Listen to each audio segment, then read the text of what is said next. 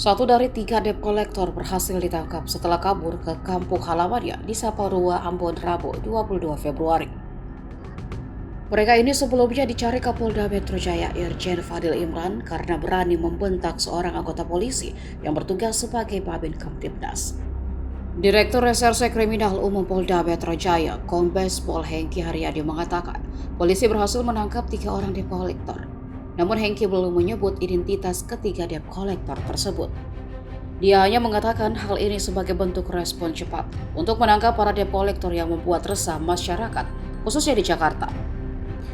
Hengki mengatakan dalam proses penarikan kendaraan, seseorang yang menunggak cicilan harus melalui mekanisme yang benar. Apabila tidak ada kesepakatan antara debitur dan kreditur, debitur menolak menyerahkan kendaraannya. Oleh karenanya hal tersebut harus melalui penetapan pengadilan. Dengan kata lain, tidak boleh mengambil paksa. Lebih lanjut, Hengki tidak menutup kemungkinan masih ada pelaku lain dalam kasus ini. Dia mengultimatum para debt kolektor untuk segera menyerahkan diri, kalau tidak akan dikejar dan ditindak tegas.